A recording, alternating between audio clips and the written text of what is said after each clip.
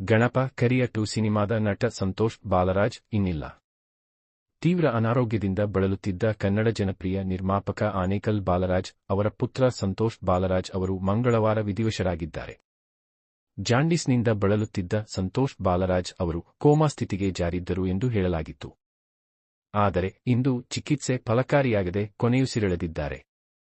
34 ವರ್ಷ ನಟ ಸಂತೋಷ್ ಬಾಲರಾಜ್ ಕನ್ನಡದಲ್ಲಿ ಹಲವು ಸಿನಿಮಾಗಳಲ್ಲಿ ನಾಯಕನಾಗಿ ನಟಿಸಿದ್ದಾರೆ. ಇವರ ತಂದೆ ಆನೇಕಲ್ ಬಾಲರಾಜ್ ಕರಿಯ ಸಿನಿಮಾವನ್ನು ನಿರ್ಮಾಣ ಮಾಡಿದ್ದರು. ಚಾಲೆಂಜಿಂಗ್ ಸ್ಟಾರ್ ದರ್ಶನ್ ನಟಿಸಿದ್ದ ಈ ಸಿನಿಮಾವನ್ನು ಜೋಗಿ ಪ್ರೇಮ್ ನಿರ್ದೇಶಿಸಿದ್ದರು. ಈ ಸಿನಿಮಾ ಸೂಪರ್ ಹಿಟ್ ಆಗಿತ್ತು. ಕನ್ನಡದಲ್ಲಿ ಒಂದಿಷ್ಟು ಸಿನಿಮಾಗಳನ್ನು ನಿರ್ಮಿಸಿದ ಬಳಿಕ ತಮ್ಮ ಮಗ ಸಂತೋಷ್ ಬಾಲರಾಜ್ ಅವರನ್ನು ಚಿತ್ರರಂಗಕ್ಕೆ ಪರಿಚಯಿಸಿದ್ದರು. ಸಂತೋಷ್ ಬಾಲರಾಜ್ ಕನ್ನಡದಲ್ಲಿ ಕೆಂಪ, ಗಣಪ, ಬರ್ಕ್ಲಿ, ಕರಿಯ 2 ಅಂತಹ ಸಿನಿಮಾಗಳಲ್ಲಿ ನಟಿಸಿದ್ದಾರೆ. ಗಣಪ ಹಾಗೂ ಕರಿಯ 2 ಸಿನಿಮಾಗಳು ಸಂತೋಷ್ ಬಾಲರಾಜ್ಗೆ ಸಣ್ಣ ಮಟ್ಟದ ಯಶಸ್ಸನ್ನು ನೀಡಿದ್ದವು. ಬಹುತೇಕ ತಮ್ಮದೇ ಬ್ಯಾನರ್ನ ಸಿನಿಮಾಗಳಲ್ಲಿ ಸಂತೋಷ್ ನಟಿಸುತ್ತಿದ್ದರು.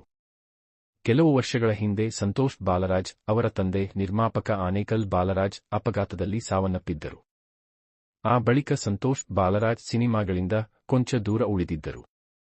ಆದರೆ ಗ್ರ್ಯಾಂಡ್ ಕಮ್ ಬ್ಯಾಕ್ ಮಾಡುವುದಕ್ಕೆ ಶತಪ್ರಯತ್ನ ಮಾಡುತ್ತಿದ್ದರು.